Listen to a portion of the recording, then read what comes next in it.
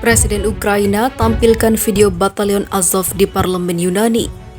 Zelensky akhirnya dikecam seluruh dunia, tak lagi dapat simpati.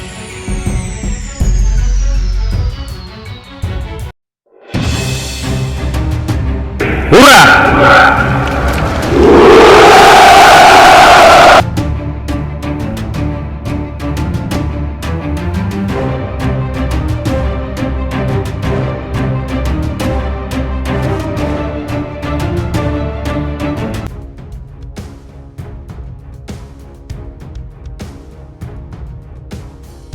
Presiden Ukraina Volodymyr Zelensky berpidato secara virtual di depan parlemen Yunani pada Kamis kemarin. Zelensky berbicara tentang penghancuran pelabuhan Mariupol Ukraina yang dikepung Rusia, rumah bagi ribuan etnis Yunani, dan meminta bantuan Athena. Dia diundang untuk berpidato di parlemen Yunani oleh Perdana Menteri Yunani Kyriakos Mitsotakis. Dalam pidatonya tersebut, Zelensky juga menampilkan pesan video dari seorang pria yang mengidentifikasi dirinya sebagai anggota Batalion Azov. Batalion Azov adalah milisi sayap kanan yang sekarang menjadi bagian dari Garda Nasional Ukraina. Saya menyapa Anda sebagai orang Yunani. Saya Mikhail, kakek saya berperang melawan Nazi. Saya berpartisipasi dalam pertahanan Ukraina melalui Batalion Azov, kata pria tersebut. Pesan video tersebut bukannya menarik simpati, malah dikecam oleh partai-partai oposisi Yunani sebagaimana dilansir Reuters. Barat juga ikut mengecam atas aksi Zelensky itu. Video tersebut juga menimbulkan reaksi keras di media sosial dan juga reaksi marah dari partai-partai kiri. Tak lama setelah pidato, Ketua Partai Sayap Kiri Syriza Alexis Tsipras mengatakan bahwa insiden itu adalah sebuah provokasi. Solidaritas dengan orang-orang Ukraina kami berikan, tetapi Nazi tidak dapat memiliki suara di parlemen ini, kata Tsipras di Twitter. Tweetnya tersebut mendapat lebih dari ribuan suka pada Kamis malam waktu setempat. Seorang juru bicara pemerintah Yunani lantas merespon bahwa pesan seorang anggota Batalion Azov adalah salah dan tidak pantas. Kedutaan Ukraina di Athena mengatakan bahwa Batalion Azov yang dibentuk sebagai kelompok sayap kanan pada 2014 lalu telah direformasi dan diintegrasikan ke dalam Garda Nasional Ukraina. Selama bertahun-tahun Rusia mencoba menanamkan mitos ke dalam pikiran Yunani bahwa Azov adalah unit independen paramiliter yang beroperasi di Mariupol, kata kedutaan Ukraina. Video itu tidak ada hubungannya dengan perbuatan Nazi yang dilakukan Rusia di tanah kami dan terhadap rakyat kami, sambung kedutaan Ukraina itu.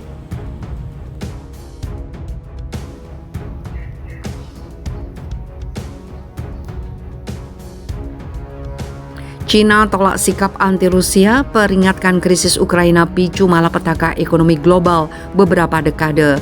Para pemimpin China telah menepis tekanan dari Uni Eropa untuk mengambil sikap anti-Rusia dalam konflik Ukraina, memperingatkan bahwa kerjasama antara Beijing dan Brussels diperlukan untuk mencegah kerusakan jangka panjang pada ekonomi global.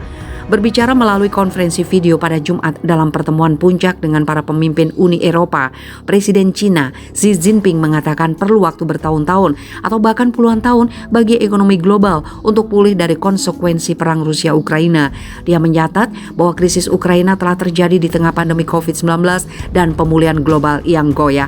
Dengan latar belakang seperti itu, China dan UE sebagai dua kekuatan utama, pasar besar dan peradaban besar harus meningkatkan komunikasi tentang hubungan mereka dan tentang isu utama mengenai perdamaian dan pembangunan global dan memainkan peran konstruktif dalam menambahkan faktor penstabil pada gejolak yang bergejolak dunia, kata Xi dalam sebuah pernyataan.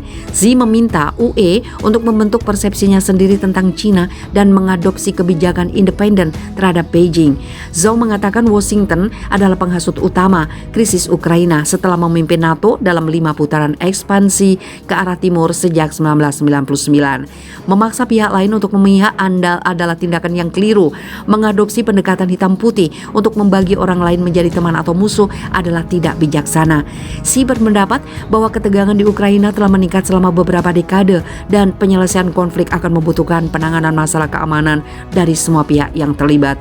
Presiden Dewan Eropa Charles Michel dan Presiden Komisi Eropa Ursula von der Leyen mendesak Xi dan Perdana Menteri China Li Keqiang untuk menjamin bahwa Beijing akan mengambil sikap yang lebih keras terhadap Moskow. Von der Leyen menuntut Cina setidaknya melakukan segalanya untuk tidak ikut campur dengan sanksi Barat terhadap Rusia.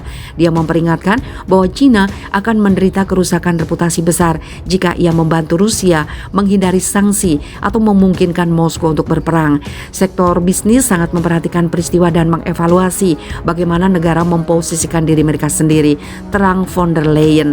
Ini adalah pertanyaan tentang kepercayaan, keandalan, dan tentu saja keputusan tentang investasi jangka panjang. Pejabat UE mencatat bahwa perdagangan Cina dengan Rusia dikerdilkan oleh perdagangannya dengan negara-negara anggota UE dan AS.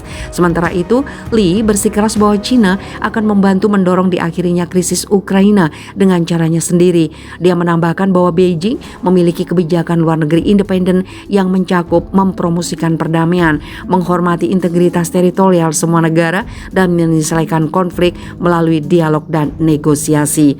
Pejabat Cina telah berbicara menentang sanksi anti-Rusia dan menyalahkan Amerika Serikat dan sekutu NATO-nya karena memicu konflik dengan memperluas ke timur.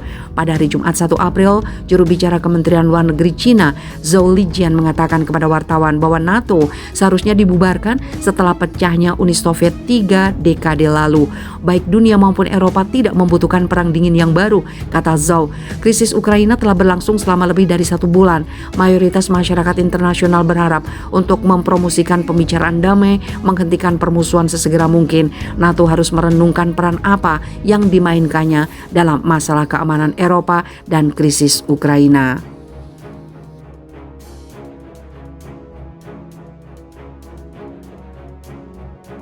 Dua baterai artileri, 2 sistem roket peluncur ganda, 4 artileri lapangan dan gudang rudal di sekitar komunitas Konstantinovka dan juga Krestice, serta 32 pos pertahanan dan area konsentrasi peralatan militer Angkatan Bersenjata Ukraina. Lanjutnya, menurutnya Angkatan Bersenjata Rusia telah menghilangkan kilang minyak dan 3 depot atau depot bahan bakar dan pelumas di dekat Odessa menggunakan rudal laut dan udara presisi tinggi. Pagi ini, sebuah kilang minyak dan 3 depot bahan bakar dan pelumas yang memasok bahan bakar untuk kelompok pasukan Ukraina ke arah Nikolaev dieliminasi menggunakan rudal laut dan udara presisi tinggi, katanya. Ia juga menjelaskan Angkatan Bersenjata Rusia telah melenyapkan 125 pesawat tempur,